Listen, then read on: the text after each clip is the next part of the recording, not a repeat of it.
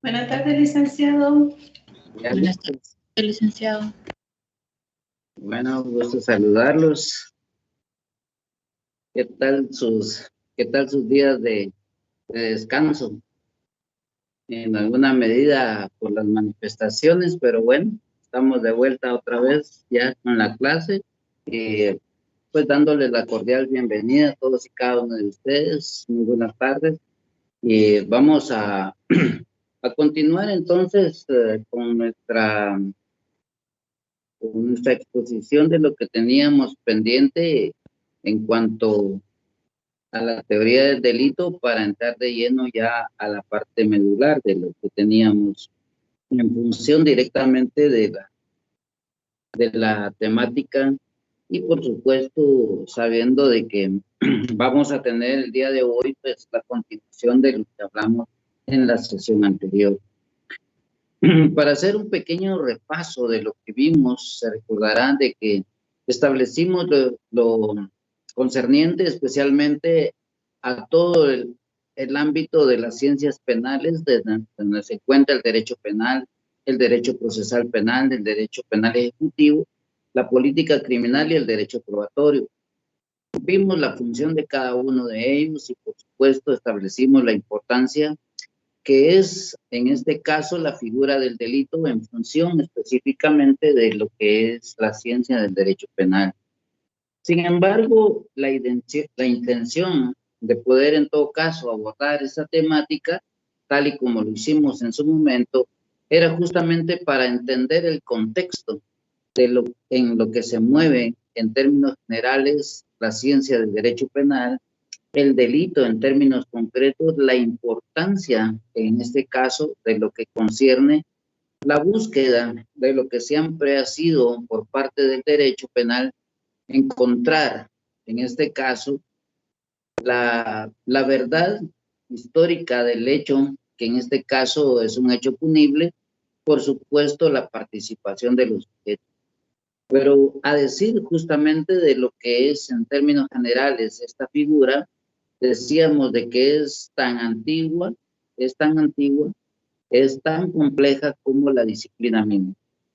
Entonces, atendiendo básicamente a esto, establecíamos, igual que como lo hace la disciplina del derecho penal, sus orígenes. Y bajo esa concepción mirábamos cómo la escuela clásica y la escuela positivista daban su opinión al respecto. Y por supuesto que bajo esa connotación, el derecho penal, al final de cuentas, cae en una etapa de crisis, y no es sino hasta en el año de 1900 cuando aparece el movimiento técnico jurídico alemán, y que por supuesto con Winding, Meyer, Frank Bourlis a la cabeza, se establecen algunos postulados, dentro de los cuales evidentemente se construye lo que hoy conocemos como la teoría general del delito. Con este cuadro, básicamente, nosotros definimos ahora el delito como una acción, conducta humana, típica, antijurídica y culpable. Y por supuesto que bajo esos cuatro elementos básicos, a nivel universal, estamos definiendo hoy en día el delito. Ya no, apartándonos obviamente del criterio legalista, del filosófico, del criterio natural sociológico y por supuesto yéndonos a definir el delito desde la perspectiva de estos cuatro elementos.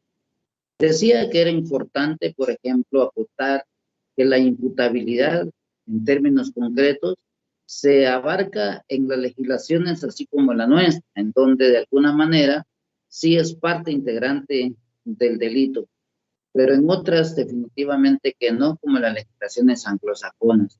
Entonces la imputabilidad a nivel universal, en términos concretos, se ve cuestionada en base a qué postura toma cada legislación del país.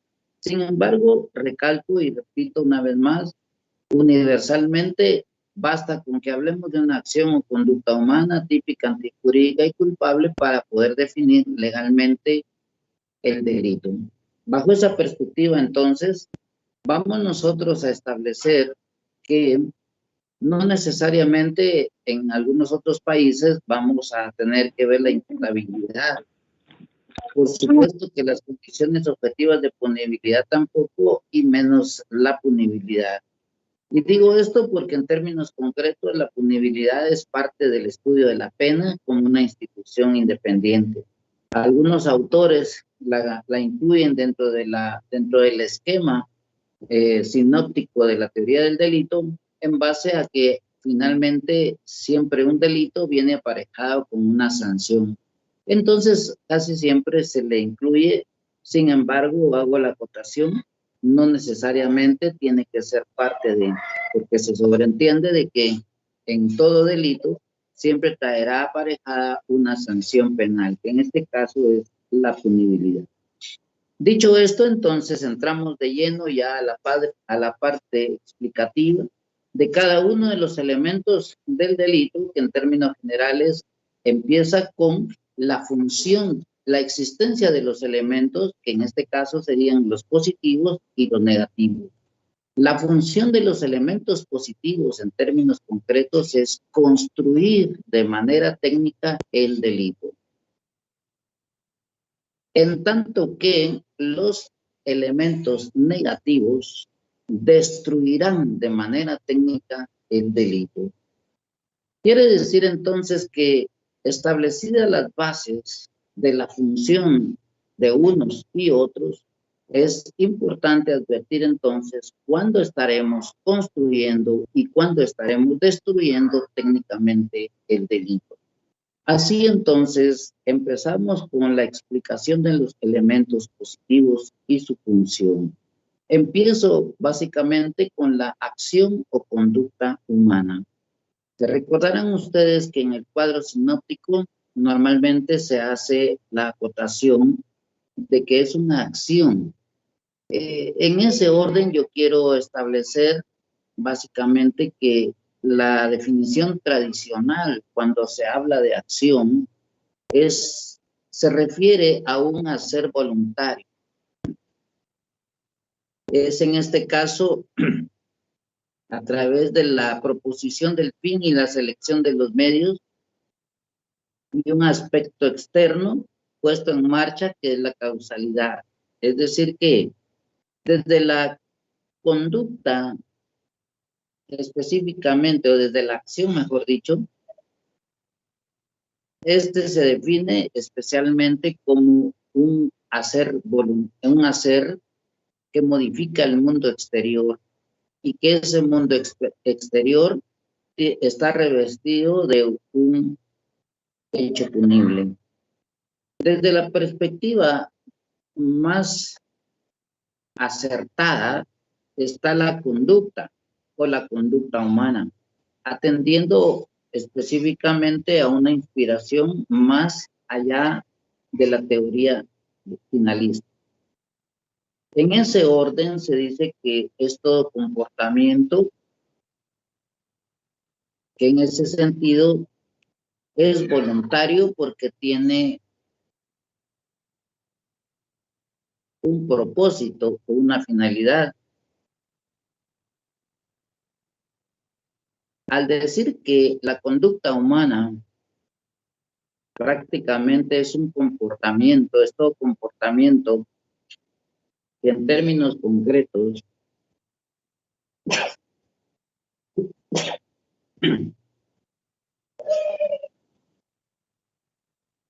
obedece a una finalidad, entonces estamos basándonos en la teoría finalista. Si lo vemos entonces en función de esta definición, abandonamos el concepto de acción en virtud de que la acción como tal puede abarcar también, en especial, actos voluntarios e involuntarios. A decir básicamente de la acción voluntaria es cuando se tiene el propósito deliberado de cometer el delito y efectivamente se comete. Pero cuando aparece una acción involuntaria es cuando aparece la ausencia de acción. o la ausencia de conducta humana. Posiblemente podríamos hablar de, en este caso, de los movimientos reflejos o los estados de inconsciencia. Pero basándonos específicamente en la teoría de la acción, yo quiero decirles a ustedes de que yo no soy muy partícipe de que en este caso hablemos de acción cuando nos referimos al delito, porque resulta que la acción tiene varios significados. Acción puede significar movimiento. Acción puede significar el derecho de acceder a la justicia. La acción procesal puede ser también sinónimo de acción. Entonces, hay varios conceptos que nos pueden confundir un poquito, pero especialmente la idea de que al derecho penal hoy en día le interesa el comportamiento del hombre, su conducta, obedeciendo en este caso a la teoría final. Entonces, definimos en este caso al elemento positivo de la conducta humana como todo comportamiento derivado de la voluntad, y esa voluntad implica siempre una finalidad. El contenido de la voluntad es siempre algo que se quiere alcanzar, es decir, un fin. En tanto que la acción es siempre el ejercicio de una voluntad final. En otras palabras, yo les pregunto a ustedes, ¿por qué están ustedes conectados ahorita? ¿Por qué están ustedes aquí recibiendo la clase? Pues se refiere básicamente la respuesta al contenido de su comportamiento. Muchos de ustedes podrían en este momento estar tranquilamente durmiendo, jugando, paseando, podrían estar haciendo cualquier cosa, menos estar conectados a recibir la clase. Pero el hecho de que ustedes estén conectados a recibir la clase significa en especial de que ustedes tienen un objetivo. Ese objetivo final es aprender el curso. Entonces, bajo esta situación, ustedes mantienen un comportamiento derivado de su voluntad. Y esa voluntad implicará siempre una finalidad. Bajo ese concepto, entonces, debemos entender que la dirección final de la acción se realiza en dos fases, una interna y otra externa, a la que en todo caso le hemos denominado iter criminis. El iter criminis, en otras palabras, no es más que el camino del crimen hasta su finalización, hasta su realización final. En otras palabras, el iter criminis se produce solo en la mente del sujeto, bajo el concepto de que se habla por algunos autores de que el iter criminis es el famoso camino del delincuente o el vía crucis del delincuente.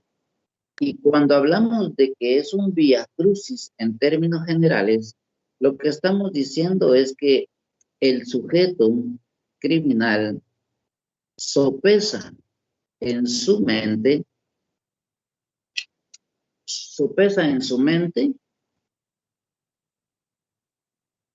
una decisión que en términos generales puede implicar un sufrimiento, porque no sabe si hacer o no la realización del hecho criminal. Buenas tardes, licenciado. Sí, buenas tardes. Haciendo el símil con nuestro amado Jesús cuando va cargando la cruz, va en un verdadero vía crucis, porque va en un camino de sufrimiento, ¿ya? Haciendo el parangón con el delincuente, el delincuente va en un camino de sufrimiento, porque no sabe si hacer o no el delito. De ahí entonces de que se habla de que en términos generales es el camino del crimen. Y bajo esa perspectiva entonces existe una fase interna.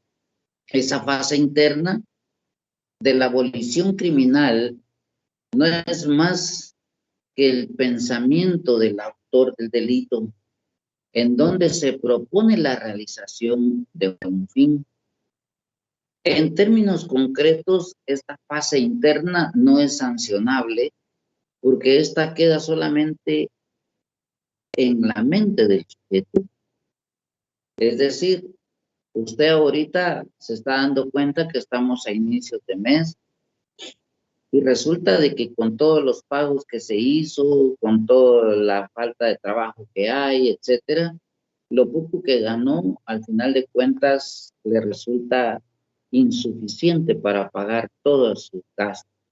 Entonces, empieza en su mente la creación de cómo solucionar ese problema. Y para colmo de males, llega su amigo a visitarlo y usted observa que él siempre anda luciendo la chequera, por ejemplo, o que en todo caso su amiga llega y deja abierta la cartera y observa que en su monedero pues se ve abundantemente con dinero y entonces empieza el sufrimiento por querer o no cometer el delito. Por eso se dice que es el camino del crimen, el vía crucis del delincuente, porque en términos generales empieza a sufrir en su mente un proceso de realización o no del delito.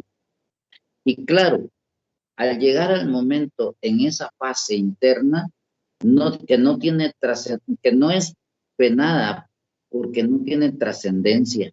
Es decir, en tanto que quede en su mente, no hace ningún movimiento exterior que modifique el mundo en términos generales y que le interese el derecho penal, y tampoco manifiesta un comportamiento derivado de su voluntad. O sea, tanto desde la perspectiva causalista como de la perspectiva finalista, no produce ningún resultado. Entonces, por lo tanto, no es penado. Sin embargo, cuando pasa a la fase externa, esa sí ya es importante para el derecho penal. Porque en todo caso, ya se empiezan a manifestar actos externos de la voluntad, en este caso, del delincuente. En todo caso, ya puede modificar el mundo exterior y proponer un resultado, teoría causalista, o en su caso, marcar un comportamiento y una voluntad, que en este caso es conforme a los fines que usted se ha marcado. Y los fines que usted se ha marcado es justamente el hecho de obtener ese dinero. Entonces, bajo la concepción de esa fase externa, ahí sí ya pasan 4 circunstancias. Una, la primera, que es consumar el hecho, lo que en términos generales nosotros consideramos como un delito consumado, ¿ya? Si ustedes observan entonces en el delito consumado, miren en sus primeros artículos del Código Penal, si no estoy mal, creo que en el artículo 13, me corrigen por favor. El delito es consumado, dice, cuando se empiezan a realizar los actos propios del delito y se consigue el resultado que desea, ¿ya? Estamos ahí con el artículo 13, si no estoy mal, me corrigen. Sí, licenciado, sí es el artículo. Sí, licenciado. Entonces, cuando ustedes observan ahí, el sujeto ha pensado, ha visto la cartera y observa que adentro está el dinero. Entonces, le nace en su mente la realización de ese hecho, y ese hecho es apropiarse de ese dinero. En otras palabras, si no usa violencia, lo que hace es hurtar, ¿ya? Entonces, abre la cartera, coge el dinero y se lo embolsa. De esa mentalidad, de esa fase del pensamiento, pasa a la acción y de esa acción a un resultado. Entonces, evidentemente, eso sí ya importa al derecho penal, porque en todo caso ya se consuma el delito y por lo tanto debería de existir en todo caso una reprochabilidad de su conducta y obviamente una sanción. Bueno, pero de esa fase interna a la externa, y es donde se manifiestan ya los actos propios del delito, puede ser de que usted tenga la intención y realice los actos propios del delito, pero por circunstancias ajenas a su voluntad, simple y sencillamente no se consuma el delito. Entonces queda en una típica tentativa, artículo 14 del Código Penal, ¿ya? Esa tentativa generalmente queda en ese grado en la medida en que aparecen factores externos, ajenos. Que tengo la otra más fuerte por si quiere, pero esa vale 15. No muera por lo que no está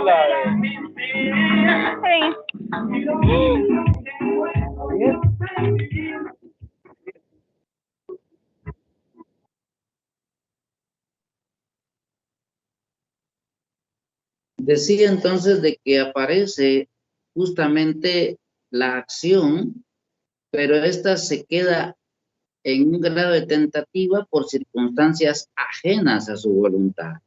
Entonces el delito queda en una tentativa, ¿ya? Evidentemente que ahí encajamos entonces en el artículo 14 de nuestro Código Penal.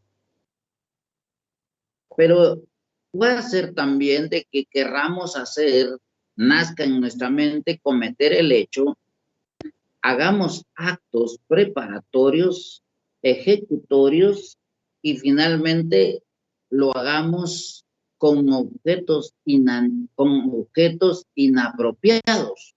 Es decir, miramos la cartera, la abrimos, vemos que existe directamente en el monedero de la persona y que ese monedero, por ejemplo, tiene un zipper y querramos nosotros abrir ese zipper con un imán, por ejemplo, y que querramos atraer el monedero hacia el imán para los efectos de poder en todo caso apropiarnos del dinero.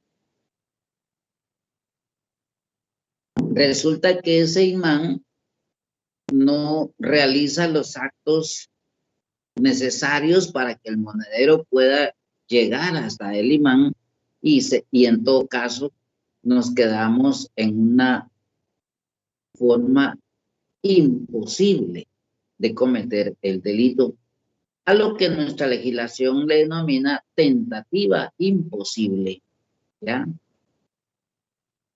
O como que querramos matar a una persona con una puñalada certera, pero en lugar de un puñal agarramos un banano, por ejemplo, y se lo queremos ensartar en el corazón. Entonces los objetos con los que actuamos son los inapropiados, ¿ya? O en el caso del homicidio, por ejemplo, que querramos matar a una persona que ya se encuentre muerta. Entonces la acción criminal recae en un objeto, en este caso el cuerpo, que ya está inerte, que ya está fallecido, que ya está sin vida. Entonces la idea fundamental es que ese sujeto no consigue consumar el delito en la medida en que la acción criminal recayó en un objeto inadecuado o los objetos con los que quiso cometer el delito no eran los adecuados, ¿ya? Entonces, estamos ante una tentativa imposible. Bueno, ¿cuál es la importancia de que aparezca la tentativa imposible? Que en este caso se refleja un grado de peligrosidad en el sujeto. Entonces, el sujeto no será penalmente responsable por el hecho que quiso cometer, sino por lo que pueda derivar, en este caso, de los actos propios del delito. Si, por ejemplo, quería hurtar el dinero de la cartera, rompe la cartera con un gilet, por ejemplo, para sustraer el monedero y finalmente no lo consigue. Entonces resulta que del delito de hurto queda eximido, pero del delito de daños es responsable, en la medida en que efectivamente rompió la cartera, ¿ya? Entonces está apareciendo el delito de daños y será responsable de eso. Pero además, y lo más importante es que manifiesta un grado de peligrosidad. Entonces, le es propicio la aplicación de una medida de seguridad. ¿Bien? Esa medida de seguridad lo que implica es un estado peligroso para el sujeto. Observen ustedes lo que establece el artículo 87, 88 de su Código Penal, si lo tienen ahí a la mano. ¿De qué habla el artículo 87, si no estoy mal? Habla del estado de peligrosidad o del estado peligroso. ¿Qué dice al respecto? Alguien que lo lea.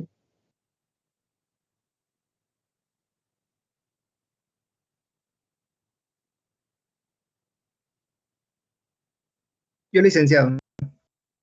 Estado peligroso. Se consideran índices de peligrosidad la declaración de inimputabilidad, la interrupción de la ejecución de la pena por enfermedad mental del condenado, la declaración del delincuente habitual, el caso de tentativa imposible de delito prevista en el artículo 15 de este código, la vagancia habitual. Ahí está bien. Entonces, si nos damos cuenta, el estado de peligrosidad del sujeto, en términos generales, lo que hace es darnos un parámetro de que efectivamente el sujeto debe atender, en este caso, a una medida de seguridad. Ahora miren ustedes el artículo 92 de ese mismo código.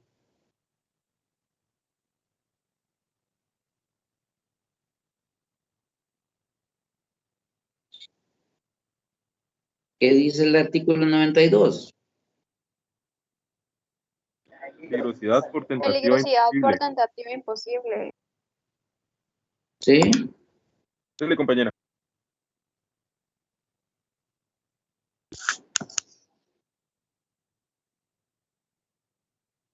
En los casos del artículo 15 se someterá al sujeto según su grado de peligrosidad a régimen especial de trabajo en alguna de las instituciones mencionadas en el artículo 3 del artículo 88. Muy bien. Entonces, ustedes se dan cuenta, entonces, el estado de Ya no tenemos bolsas, peligrosidad, man. Ya no.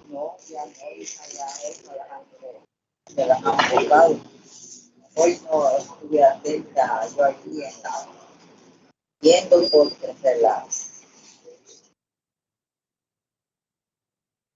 si ustedes se dan cuenta, entonces, la tentativa imposible tiene sus derivados, podríamos decir. En otras palabras, ahorita, ¿qué pasa por su mente, por ejemplo? Estamos concentrados, trabajando, escuchando la clase y de pronto nos interrumpen con ese bullicio en donde nos pierden la atención. ¿Nace en su mente a ustedes el deseo de matar a esa persona que nos está interrumpiendo? ¿Ah? No, licenciado. Que es lo mismo que cuando estamos, por ejemplo, en el salón de clases recibiendo y de pronto se levanta uno y le da la gana y empieza a salirse del salón haciendo la gran bulla y el gran relajo. En otras palabras, son situaciones incómodas. En todo caso, pueden derivar justamente en la decisión final, en la mente del sujeto. Si se dan cuenta, entonces, El iter criminis justamente es eso, el nacimiento, la idea del nacimiento del delito en la mente del sujeto. Derivado de eso, entonces, pueda pasar lo otro, que teniendo todo a su alcance para consumar el delito, al final de cuentas reflexiona, recapacita y dice, no, pobrecita mi amiga, así como yo tengo necesidad, de pronto ella también la va a tener, y esta sí es una gran amiga, mejor ya no lo hago. Entonces, desiste voluntariamente. Según el artículo 16 de nuestro Código Penal, estaría entonces el desistimiento. Si nos damos cuenta entonces de la idea del sujeto en el momento en que empiezan a echarse a andar las acciones o las ejecuciones propias del delito, pueden pasar entonces 4 circunstancias. El delito se consuma, el delito queda en grave tentativa imposible o en un desistimiento, ¿ya? Esa es la importancia real de la manifestación, en este caso de la voluntad. Y por supuesto que ante esa circunstancia aparece lo interesante, que en términos generales puede haber entonces siempre una acción y un resultado, de conformidad evidentemente con lo que establece para el efecto la relación de causalidad. De la acción puede devenir lo contrario, la omisión. Si la acción es un hacer, la omisión es un dejar de hacer, ¿ya? En ese sentido, la acción tiene 2 aristas, es decir, 2 clases. La acción propia, la omisión propiamente, el dejar de hacer, ¿ya? Que no tiene trascendencia para el derecho penal, como el hecho, por ejemplo, de llegar la hora de las 2 de la tarde y simplemente tener su teléfono en la mano y no conectarse. Entonces es un dejar de hacer, ¿ya? Pero la que le interesa al derecho penal es aquella que alguien debió realizar por mandato legal, ¿ya? La omisión de auxilio, por ejemplo, ¿ya? Usted va en su vehículo, o va a pie o en bus, como usted quiera, y de pronto observa un accidente, observa a una persona accidentada, la ve ensangrentada, y por supuesto, como es muy natural entre nosotros los chapines, pues correr evidentemente a husmear, a ver, a juzgar. Pero nadie hace nada, solo observa.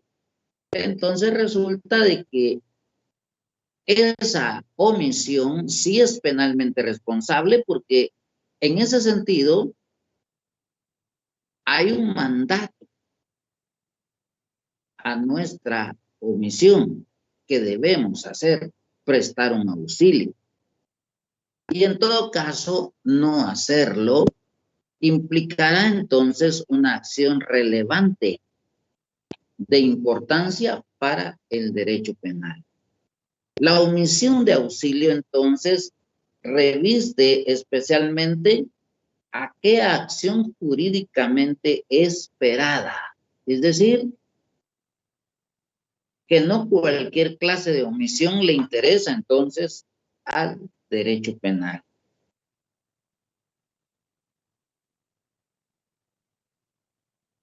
Por ejemplo, el cirujano que opera con instrumental no desinfectado, lo cual provoca la muerte. Es decir, la obligatoriedad del médico era desinfectar todos los instrumentos y sin embargo no lo hace. Y por esa acción, esa omisión, entonces produce muerte. Entonces, si se dan cuenta, básicamente al derecho penal no le interesan todas las omisiones, le interesan las que efectivamente está guardando, que esperan que nosotros hagamos, ¿ya? Entonces, en ese orden aparecen obviamente las distintas clases de omisión que le interesan al derecho penal o que se denominan penalmente relevantes. La omisión propia, la que tenemos en el artículo 156, que es la omisión de auxilio. La simple infracción de un deber, ¿ya? Y en todo caso, los delitos de omisión con un resultado.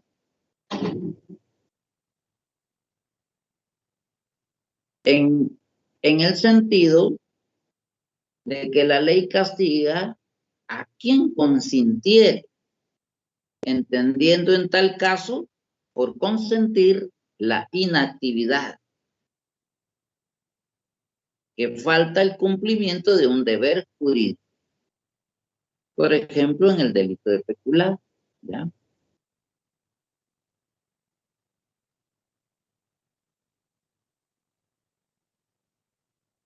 En los delitos impropios de omisión, cuando la forma omisiva puede ser equiparada a la activa que se menciona concretamente en los delitos, ¿ah? Que en todo caso sería la comisión por omisión. La enfermera que tiene, por ejemplo, que suministrarle a su paciente cada 30 minutos, rigurosamente,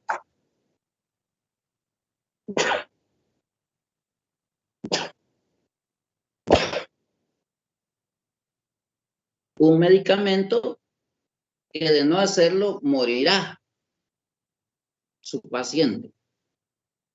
Y entonces se da cuenta de que su paciente es su vecino, con el que constantemente tiene pleitos, ¿ya?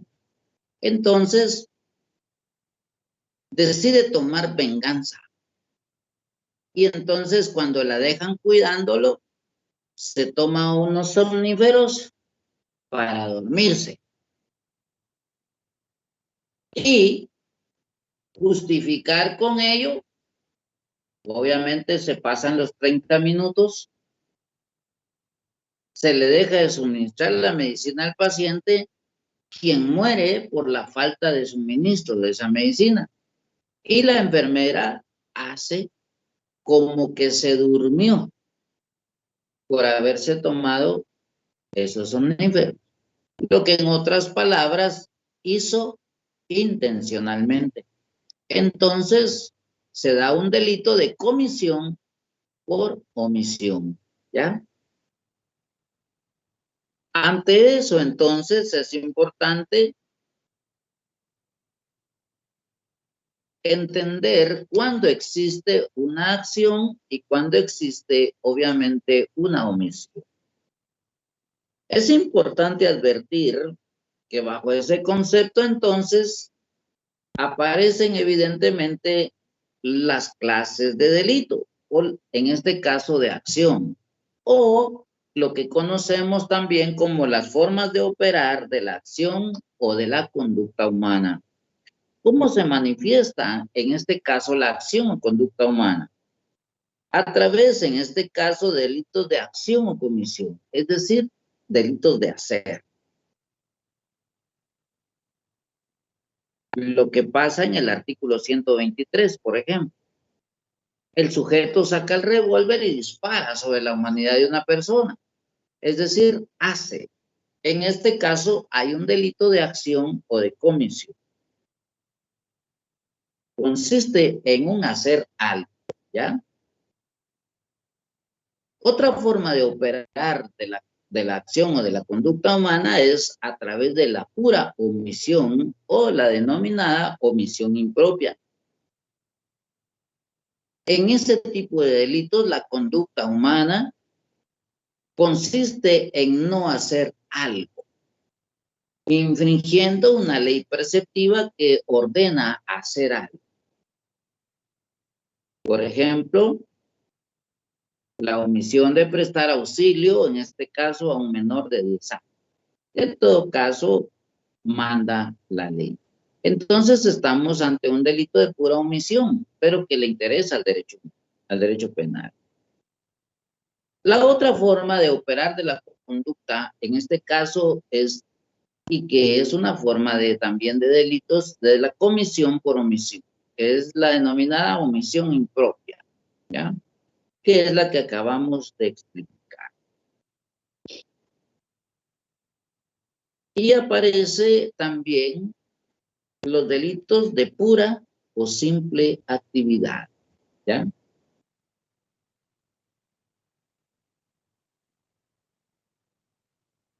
Estos delitos de simple o pura actividad son contrarios a los delitos de resultado. Es decir, que no requieren un cambio efectivo en el mundo exterior ni necesitan de una causal, ¿ya?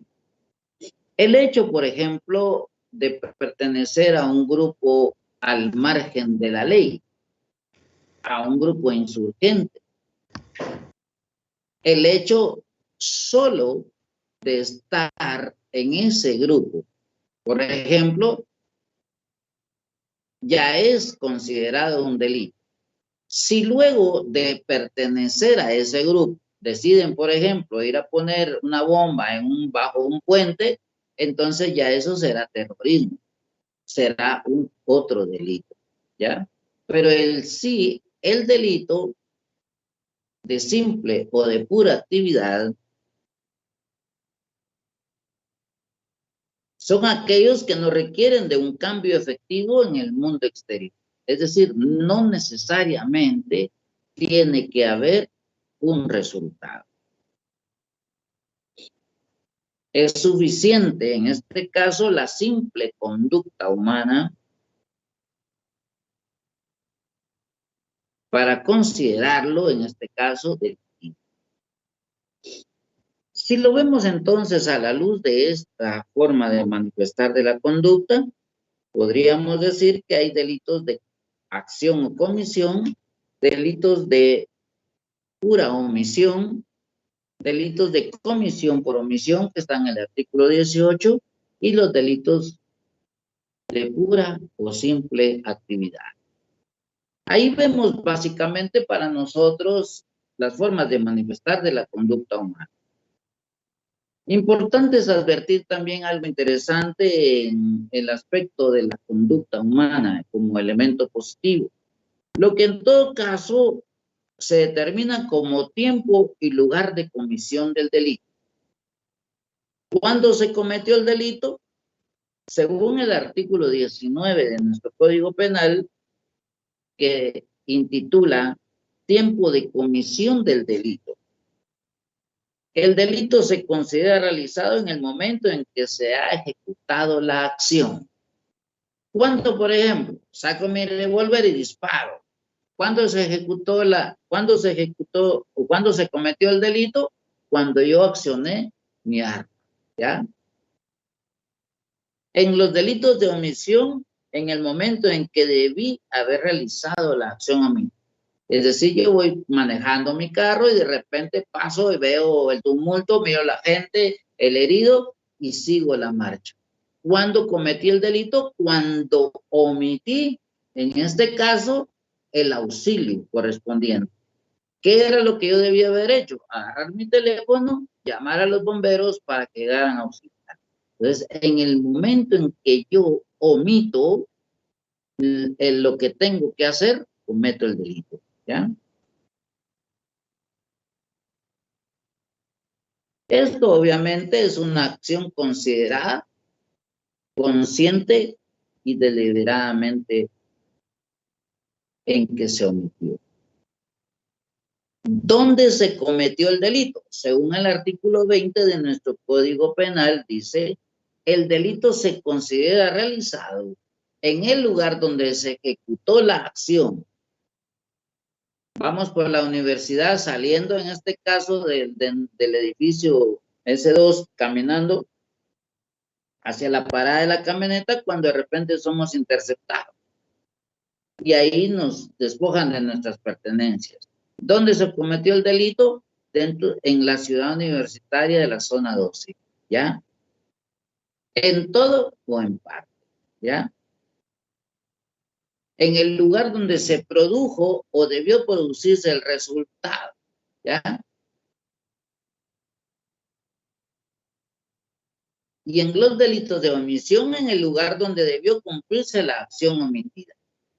Yo voy pasando sobre el periférico y miro que cabalmente a un costado del puente, antes de subirlo, hay un sujeto tirado porque fue arrollado por un vehículo. Lo veo que está desangrando, pero no llamo a los bomberos ni me bajo a auxiliar. Entonces, ¿dónde cometí el delito? En este momento, en los delitos de omisión, donde yo iba pasando, me di cuenta y no llamé ni lo auxilié. Quiere decir entonces de que para nosotros es importante entender esta forma de manifestar de la conducta humana. Si analizamos entonces en su contexto la acción o conducta humana como elemento positivo, tendrá obviamente dentro de su parte como forma constructiva todas las manifestaciones de la voluntad. Y por supuesto que esto significa entonces de que bajo todo este marco en términos generales estamos hablando de el primer elemento del delito. ¿Alguna pregunta hasta acá ahorita? ¿Alguna sugerencia o alguna duda, alguna inquietud?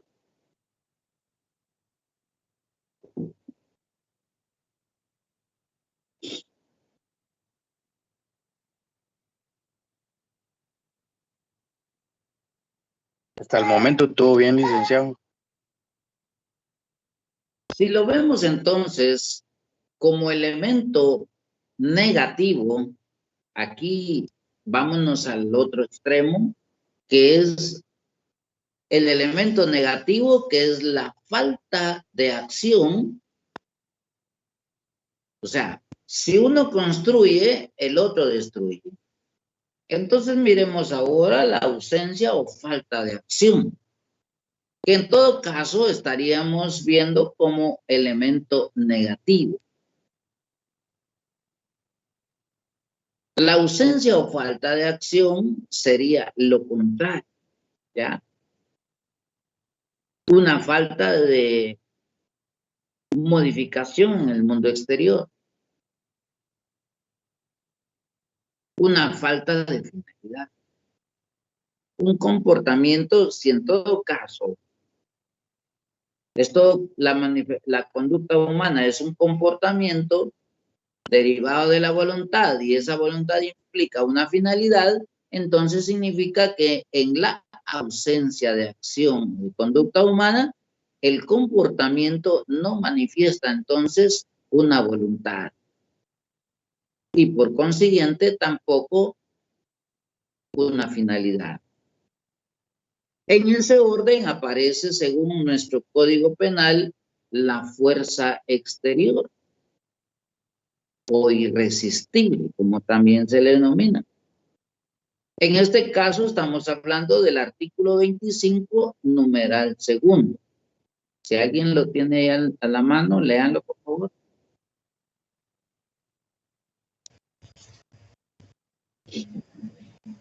Artículo 25. Son causas de inculpabilidad, numeral segundo, fuerza exterior. Ejecutar el hecho violentado por fuerza material exterior irresistible, directamente empleada sobre él. Lo que significa igual manera como que si yo agarrara ahorita, por ejemplo, un revólver y se lo ponga en la 100 a una persona y le diga que haga o que dispare sobre otra persona. A cambio de no hacerlo, él morirá. Entonces el sujeto viene y dispara sobre la otra, sobre un tercero y lo mata. ¿Podríamos decir que él es penalmente responsable?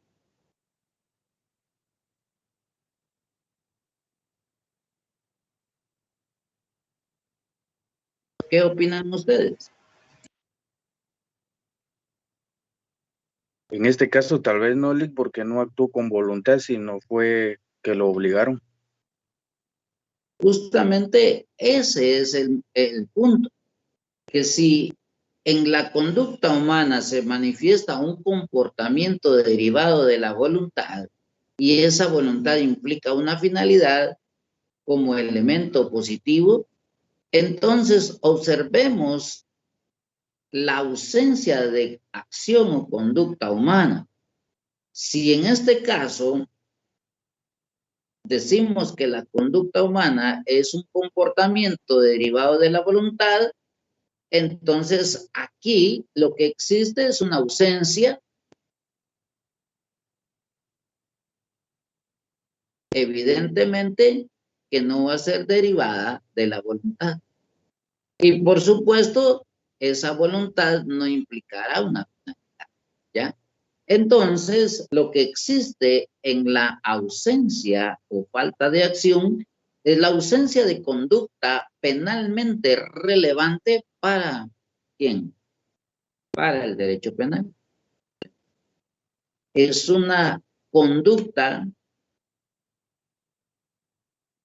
que no es relevante para el derecho penal.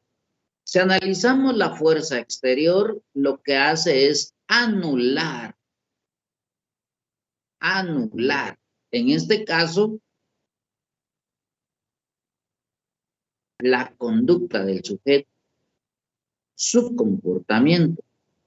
Anula entonces la finalidad del sujeto.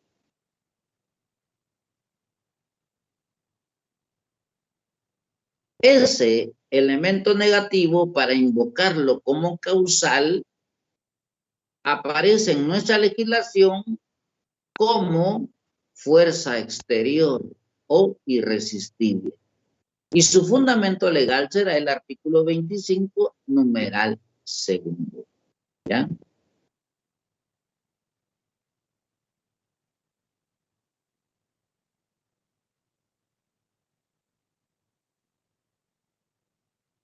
Si lo vemos entonces, a la luz de la doctrina moderna, aparecen otras causales, pero que nuestra legislación no lo recoge. Por lo tanto, solo lo vamos a mencionar para estar al tanto del avance de la doctrina moderna, pero que desafortunadamente nuestra legislación penal no lo recoge. En este caso estamos hablando de los movimientos reflejos, ¿ya? ¿Cuándo estamos en presencia de un movimiento reflejo?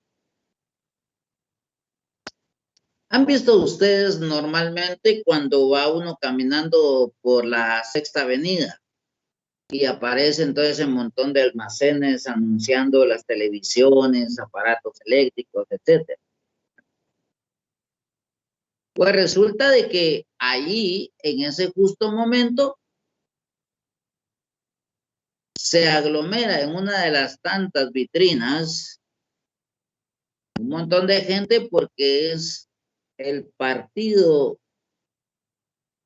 decisivo de Kevin Cordón para optar a una medalla. Y por supuesto a todos los guatemaltecos nos embarga la emoción y como andamos en horas de trabajo, por cualquier razón andamos fuera de casa, pero vamos pasando justo en el momento en que lo están transmitiendo y como es normal, las empresas en este caso aprovechan cualquier acto de esa naturaleza para promocionarse, entonces ponen todas las televisiones sintonizando el partido. Y por supuesto que nosotros como vamos por la calle y miramos ese hecho, nos acercamos a ver.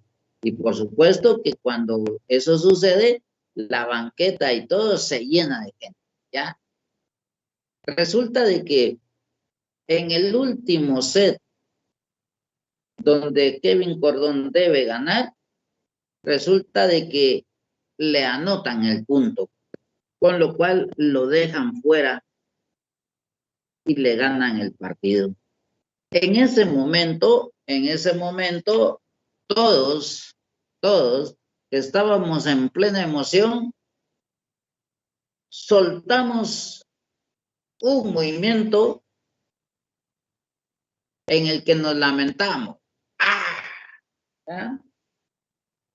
En ese momento en el que nosotros nos manifestamos en una exclamación, resulta que con esta mano vengo y le golpeo a otro que está a la par mía, quien no esperaba obviamente este movimiento, y lo desestabilizo donde está parado, y para su infortunio es a la orilla de la banqueta, y con este movimiento vengo, cuando exclamo, le pego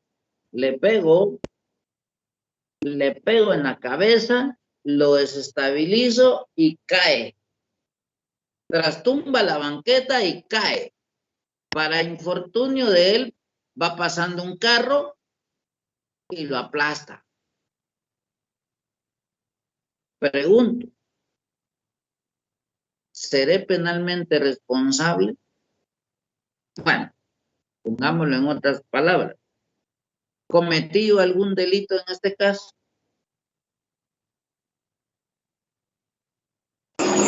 No, licenciado, porque no fue intencional.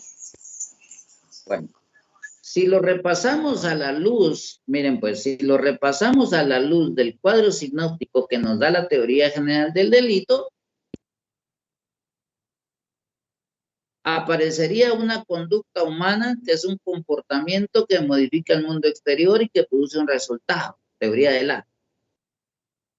Y por supuesto que existe un tipo penal que encuadra esa conducta al molde abstracto de la ley. Si ustedes miran el artículo 126, si no estoy mal, el homicidio culposo.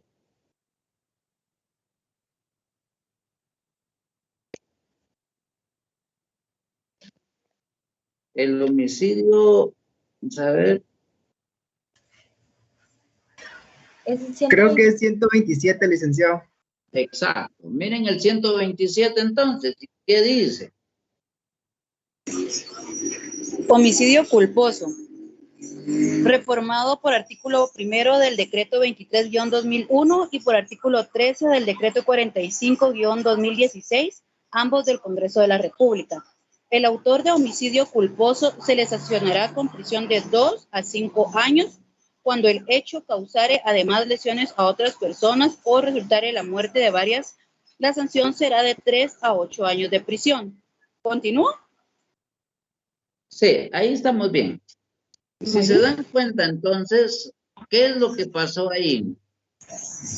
El delito culposo se manifiesta, miren, por eso es importante ir manejando la teoría del delito en función de los delitos en particular.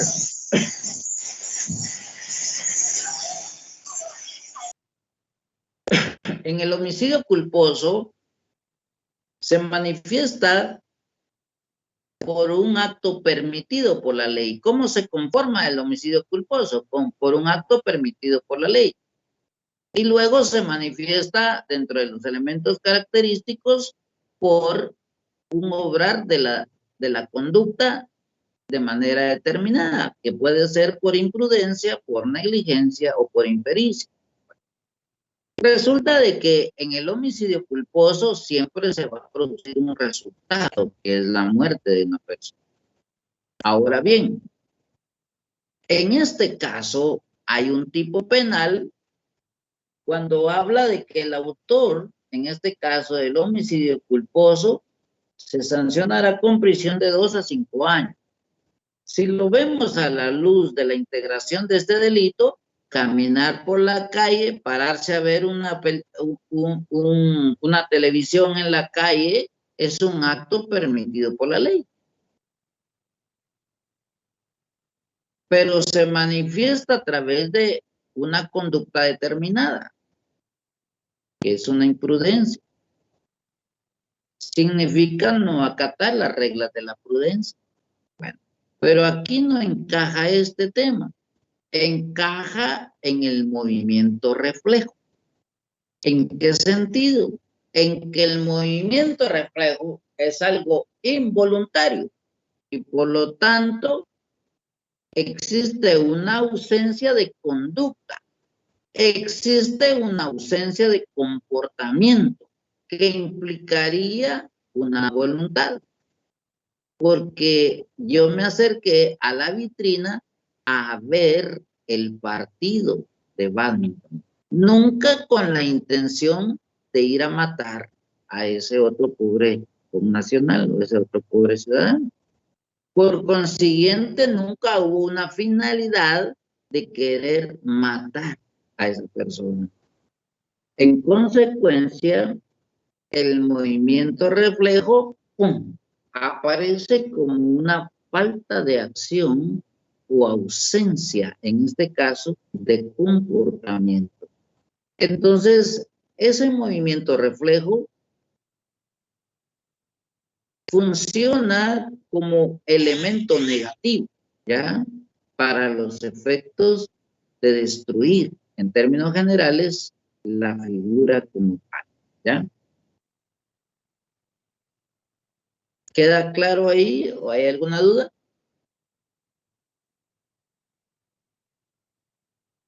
Está claro, licenciado. Okay. Ahora miremos otro, que lo recoge nada más la doctrina moderna, pero no lo recoge nuestro Código Penal todavía, que es el estado de inconsciencia.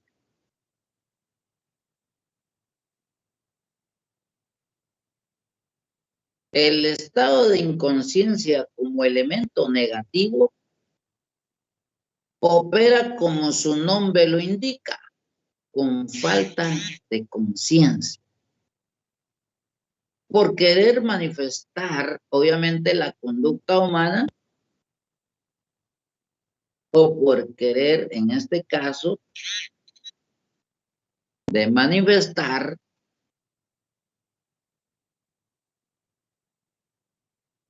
una finalidad. ¿Cuál, por ejemplo, podría ser? Resulta de que usted esposa, por ejemplo, oiga lo que le voy a decir. Resulta que usted esposa pasa todo el día haciendo los quehaceres de la casa, ¿ya? Finalmente llega un momento en el que se agota. Sin embargo, usted saca fuerzas de flaqueza, sigue ya cansada y agotada, pero todavía tiene que seguir en la tarea. El esposo obviamente se fue a trabajar y regresa a su casa cansado, con hambre, qué sé yo, estresado. Pero finalmente llega a la casa. Y usted, pues a pesar de que se ha pasado todo el día haciendo los quehaceres, ha aguantado a todos toda la tarde, todo el día prácticamente, ha aguantado lamentablemente, ya, que cuando fue al mercado se dio cuenta que hoy en día las cosas estaban más caras y resulta de que al final de cuentas, ya, en medio de todas las limitaciones económicas, usted hace malabares para conseguir gastar el presupuesto del día de hoy. Pero finalmente viene usted y logra, digamos, hacerle la comida que más le gusta a su esposo, ¿ya?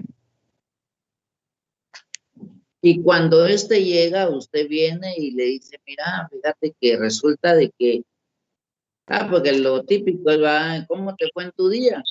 Y obviamente la señora le explica, mira, le dice, fíjate que mal, porque hoy las cosas en el mercado estaban más caras. La situación aquí está cada vez muy difícil. Y entonces el otro viene y le dice, ¿qué querés que haga yo? ¿Querés que vaya a robar? Que no sé qué, y empiezan a pelear. Yo hago todo lo que puedo, trabajo, ya no tengo otro trabajo más donde puedo hacer y lo poco que gano es para poder subsistirlo, mantenerte a vos de huevona y encima de todo y empiezan a pelear. La esposa evidentemente pues en ningún momento quiso ser motivo de pleito, sino que era una conversación. Y finalmente le dice, mira, le dice, yo solo te estoy contando, ¿va? Tampoco es para que me insultes y menos para que en todo caso me vengas y me vengas a pegar. Violencia intrafamiliar. Pero al final de cuentas el hombre viene y le termina pegando e insultándola y diciéndole hasta lo que se va a morir. Y la esposa finalmente se queda callada. Pero en su interior, en su subconsciente, queda la cólera reprimida, queda el deseo de haberle querido pegar a su esposo por inconsciente, porque al final de cuentas no era ese el motivo por el que ella le comentó de que las cosas estaban más caras en el mercado, sino porque es la triste realidad, todos los días está cara la vida.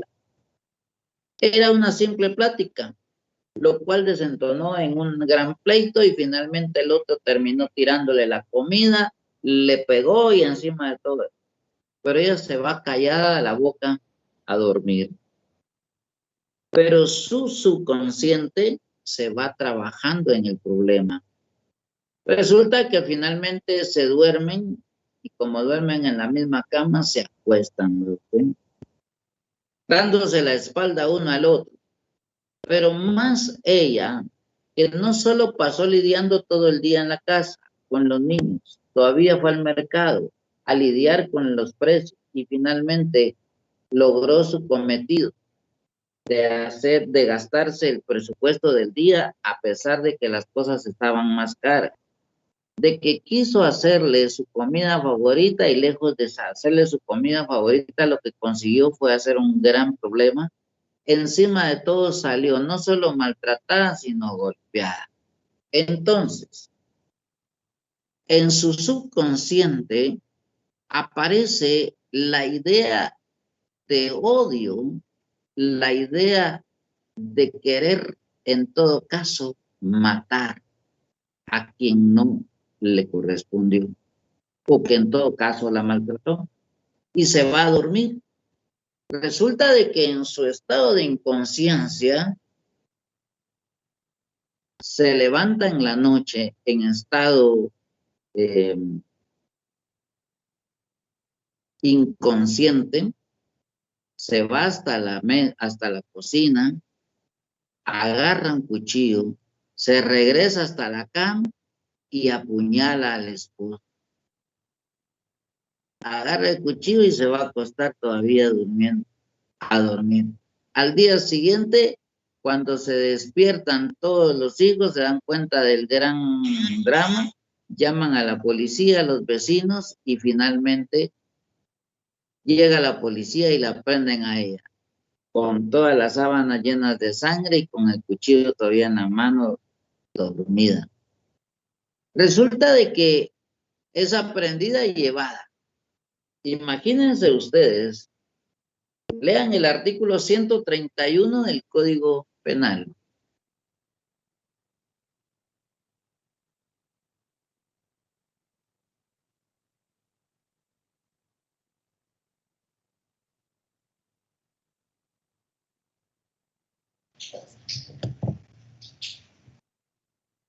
Uno que lo lea en voz alta. Parricidio: quien conociendo el vínculo matare a cualquier ascendiente o descendiente, a su cónyuge o a la persona con quien hace su vida marital, será castigado como parricida con prisión de 25 a 50 años. A quienes no se les aplique la pena de muerte por este delito, no podrá concedérseles rebaja de pena por ninguna causa. Imagínense que a la pobre señora se la llevan detenida y la juzgan por el delito de parricidio. La pregunta sería, ¿cómo haríamos nosotros? Si la doctrina de la teoría del delito dice que si hay una conducta, si hay un tipo penal, que es el artículo 131, que hay una antijuricidad y que hay una culpabilidad porque la señora es capaz de razonar y de entender. La antijuricidad dice que es la relación de oposición entre la conducta humana y la norma penal. Y por supuesto que eso implica entonces un juicio de reproche.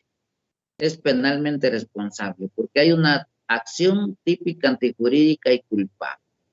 En otras palabras, hay delito. La pregunta sería, ustedes como abogados defensores de la señora, ¿qué alegarían en su favor?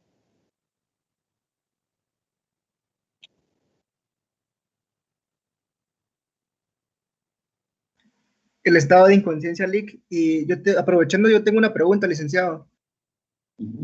El estado de inconsciencia no se puede fundamentar con el artículo 23 del numeral 2. Bueno, efectivamente, y como lo estamos viendo, el estado de inconsciencia opera justamente en esa modalidad, en donde el sujeto, en términos generales, nunca tuvo un comportamiento que fuera producto de su voluntad y por consiguiente tampoco hubo una finalidad.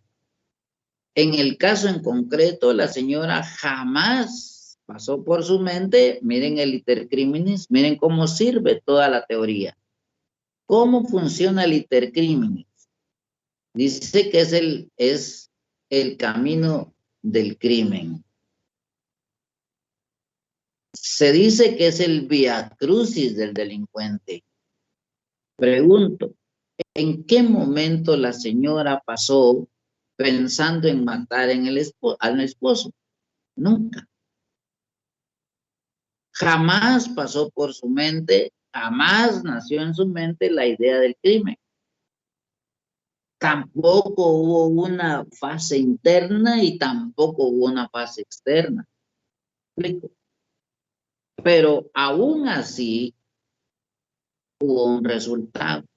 Entonces, ante esa circunstancia, lo que opera es una ausencia o falta de acción, ¿ya? Que de conformidad con la doctrina, en este caso, se llama estado de inconsciencia. ¿Por qué razón? Porque nunca hubo un estado consciente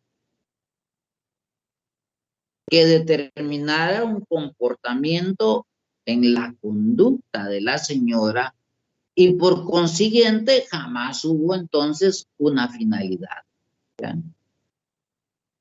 Entonces, al no existir el primer elemento positivo, simple y sencillamente no puede encuadrarse o definirse ya como delictiva esa conducta, porque estaríamos omitiendo el primer elemento del cuadro sinóptico del delito. En todo caso, todos los delitos o todos los elementos positivos deben darse de manera conjunta. Es decir, deben darse de manera integral, completa. Una conducta, una tipicidad, una antijuricidad y una culpabilidad, ¿ya? En todo caso, miren ustedes, se construyó técnicamente el delito. Ahora, ¿cómo lo vamos a destruir? Con el aparecimiento, oigan, de cualquiera de los elementos negativos. En otras palabras, para construir técnicamente el delito, tienen que darse todos los elementos positivos. Para destruirse el delito, basta con el aparecimiento de uno solo de los elementos negativos para que se destruya el delito.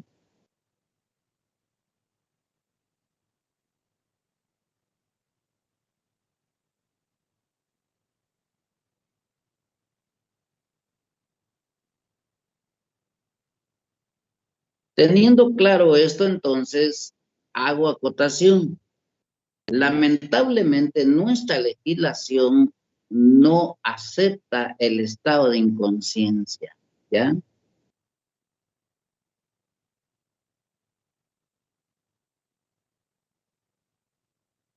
Como elemento negativo. Solo queda para los fines de ilustración de la doctrina moderna, ¿ya? Es decir, nuestro Código Penal no lo tiene recogido todavía en una reforma en ese artículo en particular, ¿ya?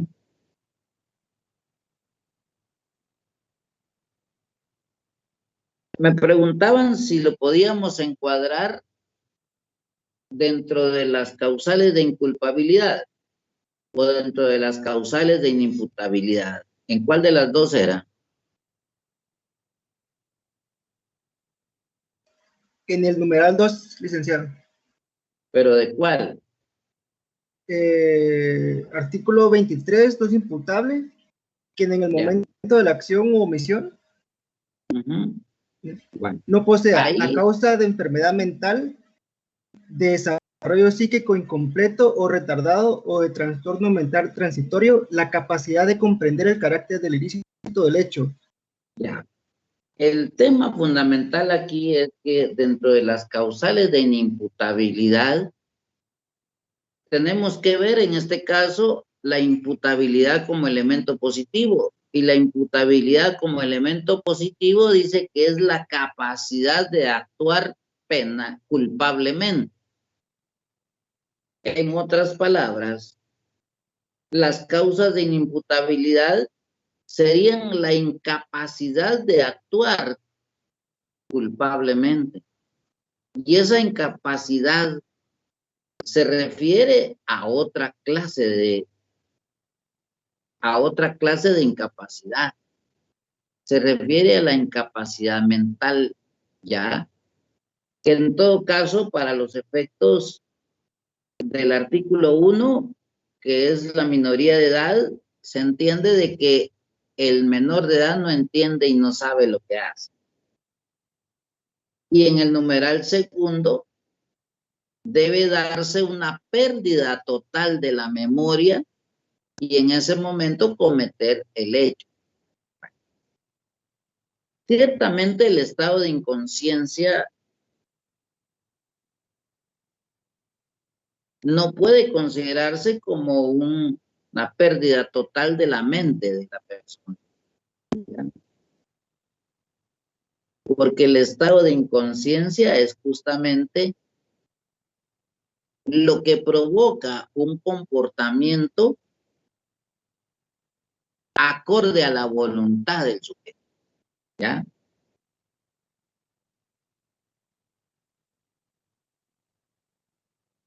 Entonces, la inimputabilidad no podría convertirse en un estado de inconsciencia porque, en todo caso, no es una pérdida, ¿ya?, de la mente o de la memoria del sujeto. Ni siquiera por un lapso determinado. Y si ciertamente el trastorno mental transitorio debe ser no buscado de propósito, opera en otra dimensión al estado de inconsciencia. ¿Se le parece y tiene mucha similitud? Sí. Pero desafortunadamente nuestra legislación no lo considera como una causa de inimputabilidad. Solo aparece estas dos causales, ¿ya? Si nos damos cuenta entonces, hasta lo que hemos ido analizando el día de hoy, nos damos cuenta de la importancia de la teoría general del delito, nos damos cuenta de la importancia de tener presente y especialmente bien claro en qué consiste cada elemento, pero especialmente cuál es la función de cada uno dentro del esquema del cuadro sinóptico para definir el delito.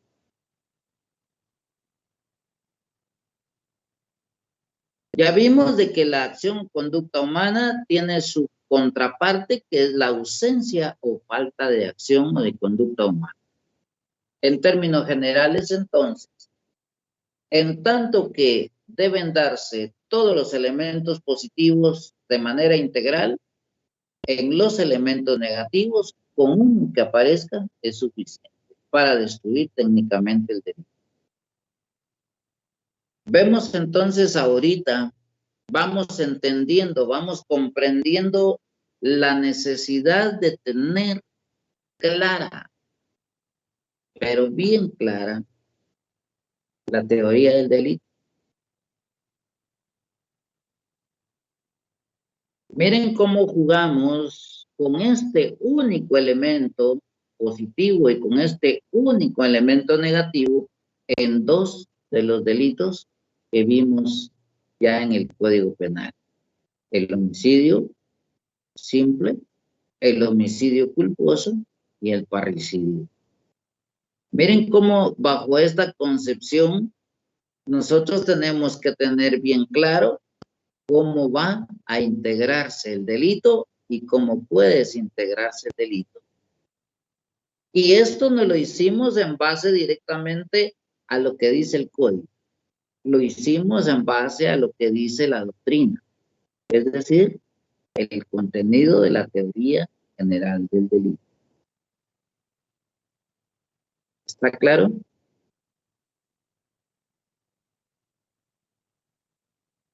Sí, licenciado.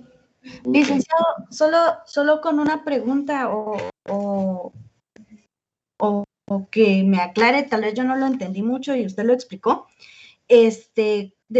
Con lo que usted habla acerca de la falta de acción, que elemento negativo de la teoría del delito, los movimientos reflejos y estado de inconsciencia, no podríamos apelar a ella en algún tipo de juicio, si en dado caso estos dos tipos se dieran, ¿verdad? Sí. No podemos apelar. Lamentablemente no podemos apelar a ellos porque nuestra legislación penal no los recoge como tales, ¿ya? Ok, entonces solo los aprendemos, pero realmente aún no lo recoge nuestra legislación. No, solo lo tiene como falta de acción o conducta humana, que en términos generales es la ausencia o falta de acción como elemento negativo a la fuerza exterior o irresistible, que está en el artículo 25, numeral 2. Okay. Por eso lo dije al principio, ¿verdad? Que esto lo iba a explicar porque es lo que recoge la doctrina moderna. Es decir, en otras palabras, para el conocimiento nuestro. Podría pasar de que el día de mañana algún diputado haga una reforma a esta parte e incluya los movimientos reflejos y el estado de inconsciencia. Y entonces sí podríamos invocarlo porque ya tendríamos un fundamento legal en el cual basarnos. Ahorita, aunque lo hagamos, lo analicemos o lo querramos meter en algún otro que se le parezca, como decía el compañerito, de si lo podríamos incluir dentro de las causas de inimputabilidad, acuérdense que para eso existe el principio de legalidad. Nadie puede ser penado por un hecho que no esté previamente determinado en la ley como delito o falta. Es decir, en otras palabras, tampoco podemos aplicar algo que se le parece, porque eso sería entonces analogía. Y en términos generales estaríamos violando el artículo 7º del Código Penal. Se prohíbe a los jueces. Dice, se prohíbe aún a los jueces crear figuras delictivas. Consecuentemente, también a nosotros. Si hasta a los jueces se les prohíbe, no digamos a nosotros. En todo caso. Y acuérdense que la analogía es En otras palabras, que tratar. En este caso, tratar de introducir, en este caso, una ley dentro de otra que se le parece. En todo caso, eso es prohibido, según el artículo 7º de nuestro Código Penal. Entonces, en nuestro Código Penal, lo que debe existir para poder invocar estos dos movimientos reflejos y el estado de inconsciencia sería, en todo caso, una reforma. Mientras tanto, pues lo invocamos nada más para conocimiento de cultura general. Y porque en todo caso, si ustedes el día de mañana empiezan a leer en algún texto europeo o en cualquier otro donde hablen del estado, del movimiento reflejo, del estado de inconsciencia, pues sepan también de qué trata y que no sea ajeno a su conocimiento. Pero también tienen que tener bien claro y advertido de que nuestra legislación no lo acepta todavía. ¿Estamos? Sí, licenciado, muchas gracias. Bien, estimados amigos, siendo entonces las 16 horas en punto, doy por finalizada nuestra clase de este día, invitándolos, primero agradeciéndoles su presencia, invitándolos para que en la próxima nos enlacemos nuevamente para seguir analizando esta teoría general del delito. Y por supuesto ir avanzando en el conocimiento para luego ir de lleno a la parte especial. En tanto, entonces, les deseo buena tarde. Espero que haya sido productiva esta charla de hoy y, por supuesto, vayamos aprendiendo más del derecho penal a través de la forma analítica. Por ahora, muchísimas gracias. Les deseo una buena tarde y nos vemos en la próxima sesión. Feliz tarde, licenciado. Gracias, licenciado. Muchas gracias, licenciado. Feliz tarde. Feliz Feliz tarde. tarde, licenciado. Feliz tarde, licenciado.